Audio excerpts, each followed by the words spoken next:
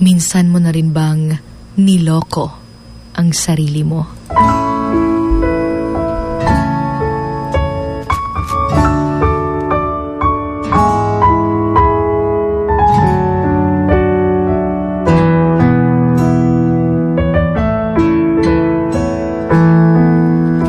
Minsan mo na rin bang sinabi na okay lang, handa akong lukohin ang sarili ko at sabihin na ako ang mahal mo? Minsan nakakalungkot siguro pag umaabot tayo sa point na ganun. Yung feeling na alam naman natin siguro na hindi tayo yung mahal, na hindi na tayo yung nagugustuhan, na hindi lang tayo yung mahal. Pero nagbubulag-bulagan pa rin tayo dahil nga mahal na mahal natin yung taong yun. At nagbabakasakali tayo na siguro higugmaon po niya one day. No, naay mo nabitay mo tatak sa tong mind nga basin day one day higugmaon ko niya na baka one day ako naman yung piliin niya. But sometimes so babas, it's really hard for us nga dawaton ka na nga butang samot nag sobrang in love natin sa isang tao. Di gid mawala bitaw ang love nato for that person nga kung aha ika nga sa isang kanta, okay lang, kaya kong itago sa sarili ko ang sakit na nararamdaman ko. At okay lang, handa akong magdusa para sa iyo. Huwag ka lang mawala sa piling ko. Kanang makaingunta nga hindi mo na talaga naiisip yung sarili mo. Selfless, ika nga, tungod kay love lagi daw kaayon ni mo ang usa ka tao na kung saan nakakalimutan mo na yung sarili mo. And I think ito yung kadalasang nangyayari in which lahat kasi ng bagay ginagawa natin for someone, especially if sobrang in love na natin sa kanya. Kaya naman one day darating talaga yung taong para sa iyo. Huwag na huwag mong hayaan yung sarili mo na lulukohin mo lang.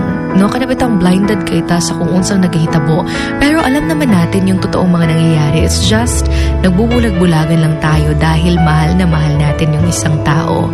At talagang nakakalimutan natin yung value ng sarili natin, which is, I think, very important. And always remember na hindi mo deserve na i-treat that way because you deserve more. No, sometimes we are not that enough for someone. For some people na talagang naghahangad pa ng more, in which hindi mo naman kasalanan if hindi mo na-fulfill, no, kung ano man yung gusto niya sa isang tao.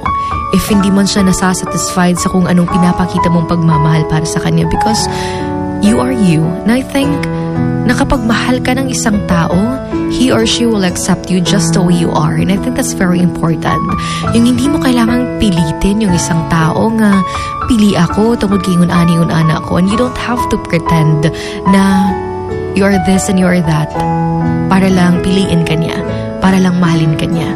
At hindi mo rin kailangan na magbubulag-bulagan pa kahit alam mo naman yung katotohanan.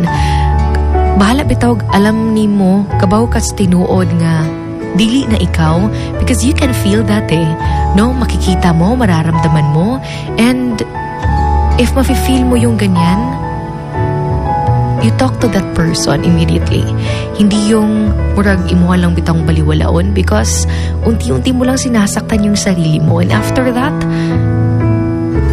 may iwan ka hanging, no, like he is already or he or she is already happy with someone new, tapos ikaw na lang mabilin, which is, I think, kahit sino hindi naman talaga natin deserve yung ganun And always remember, nasa tamang panahon, meron at merong taong darating na hindi ka lang mamahalin, kundi pipiliin at ipaglalaban ka pa araw-araw. Ito po ang Emotions Going Wild. Kasama pa rin ang inyong hugot babe.